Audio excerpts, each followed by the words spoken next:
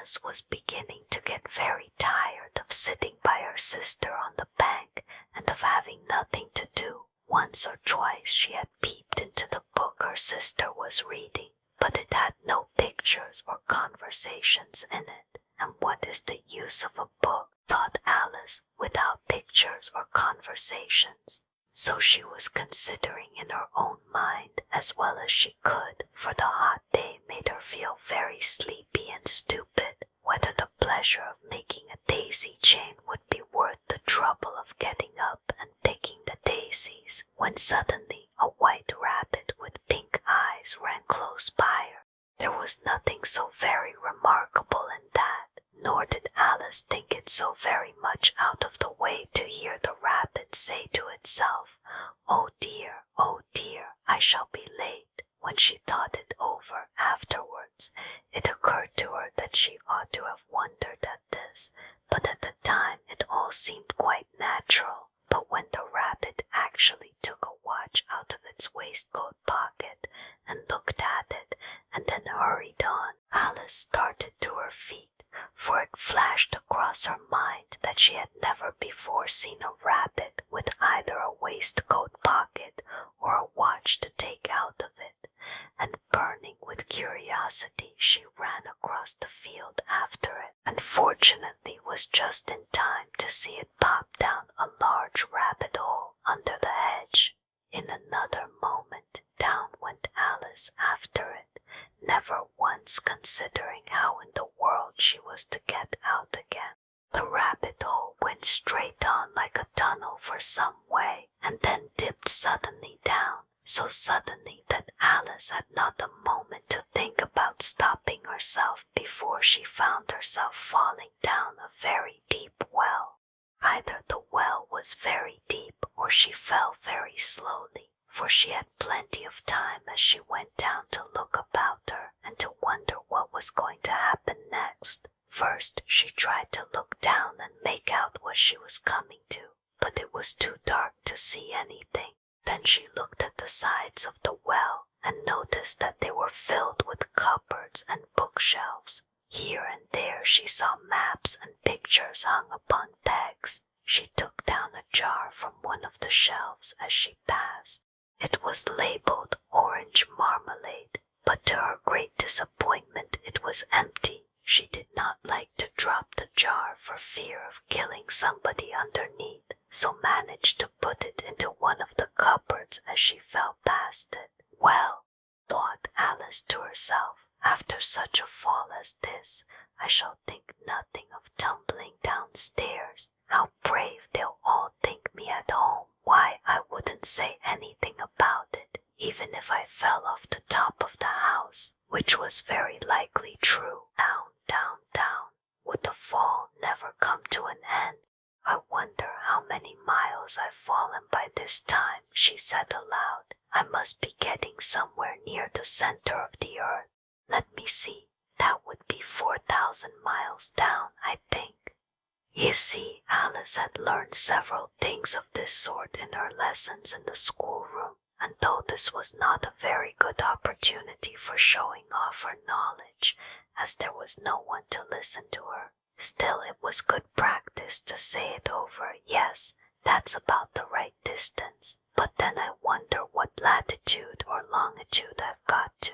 Alice had no idea what latitude was or longitude either, but thought they were nice grand words to say.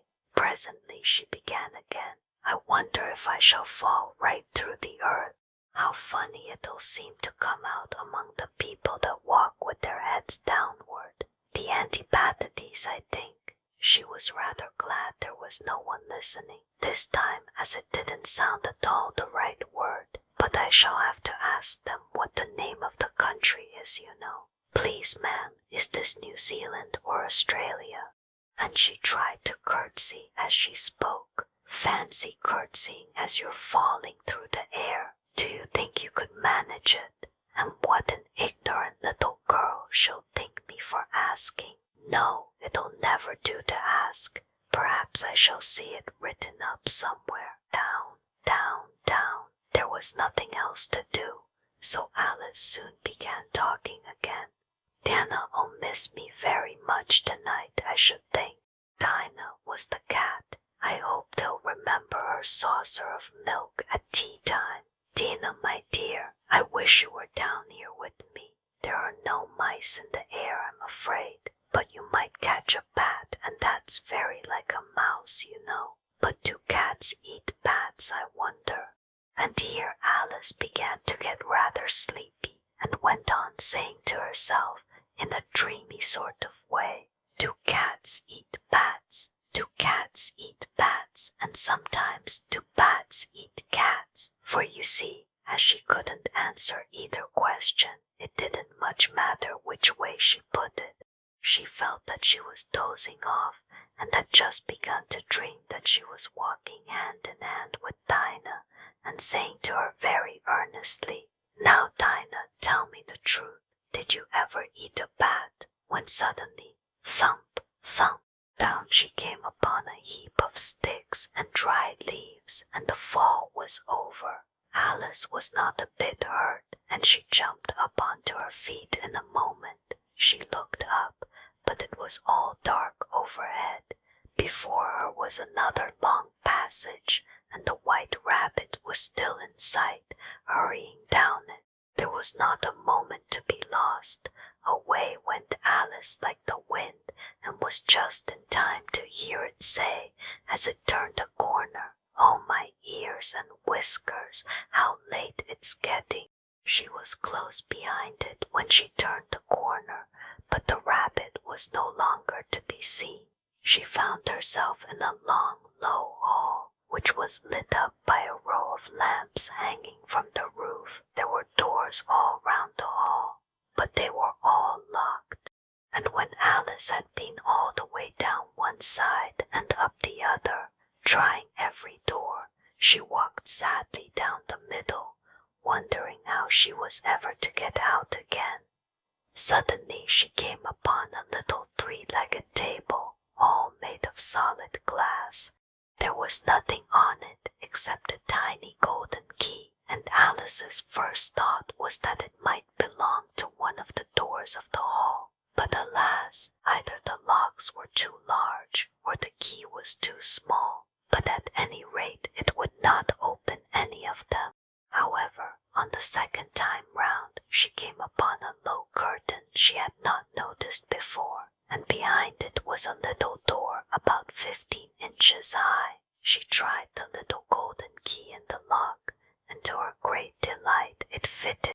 Alice opened the door and found that it led into a small passage not much larger than a rat hole. She knelt down and looked along the passage into the loveliest garden you ever saw. How she longed to get out of that dark hall and wander about among those beds of bright flowers and those cool fountains, but she could not even get her head through the doorway, and even if my head would go through, thought poor Alice, it would be of very little use without my shoulders. Oh, how I wish I could shut up like a telescope. I think I could if I only knew how to begin, for, you see, so many out-of-the-way things had happened lately that Alice had begun to think that very few things indeed were really impossible. There seemed to be no use in waiting by the little door, so she went back to the table, half hoping she might find another key on it, or at any rate a book of rules for shutting people up like telescopes. This time she found a little bottle on it, which certainly was not here before, said Alice, and round the neck of the bottle was a paper label with the words, "Drink me," beautifully printed on it in large letters. It was all very well to say "drink me," but the wise little Alice was not going to do that in a hurry.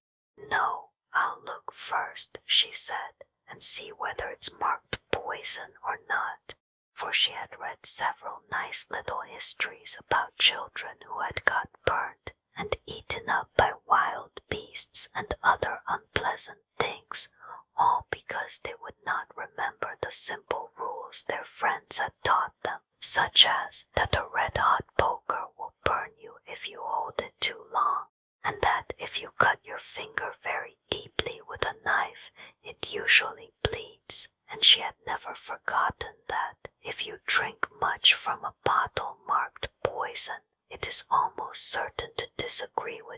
sooner or later. However, this bottle was not marked poison, so Alice ventured to taste it, and finding it very nice, it had in fact a sort of mixed flavor of cherry tart, custard, pineapple, roast turkey, toffee, and hot buttered toast. She very soon finished it off. "What a curious feeling," said Alice. "I must be shutting up like a telescope." And so it was indeed. She was now only 10 inches high, and her face brightened up at the thought that she was now the right size for going through the little door into that lovely garden. First, however, she waited for a few minutes to see if she was going to shrink any further. She felt a little nervous about this, for it might end, you know, said Alice to herself, in my going out altogether, like a candle. I wonder what I should be like then. And she tried to fancy what the flame of a candle is like after the candle is blown out, for she could not remember ever having seen such a thing. After a while, finding that nothing more happened, she decided on going into the garden at once. But alas for poor Alice! When she got to the door, she found she had forgotten the little golden key, and when she went back to the table for it, she found she could not possibly reach it. She could see it quite plainly through the glass, and she tried her best to climb up one of the legs of the table, but it was too slippery, and when she had tired herself out with trying, the poor little thing sat down and cried. "Come, there's no use in crying like that," said Alice to herself, rather sharply. "I advise you to leave off this minute." She generally gave herself very good advice, though she very seldom followed it, and sometimes she scolded herself so severely as to bring tears into her eyes, and once she remembered trying to box her own ears for having cheated herself in a game of croquet she was playing against herself, for this curious child was very fond of pretending to be two people. But it's no use now, thought poor Alice, to pretend to be two people. Why, there's hardly enough of me left to make one respectable person. Soon her eye fell on a little glass box that was lying under the table. She opened it and found in it a very small cake, on which the words "Eat me" were beautifully marked in currants. "Well, I'll eat it," said Alice, "and if it makes me grow larger, I can reach the key, and if it makes me grow smaller, I can creep under the door. So either way I'll get into the garden, and I don't care which happens." She ate a little bit and said anxiously to herself, "Which way? Which way?" holding her hand on the top of her head to feel which way it was growing, and she was quite surprised to find that she remained the same size. To be sure, this generally happens when one eats cake, but Alice had got so much into the way of expecting nothing but out of the way things to happen that it seemed quite dull and stupid for life to go on in the common way. So she said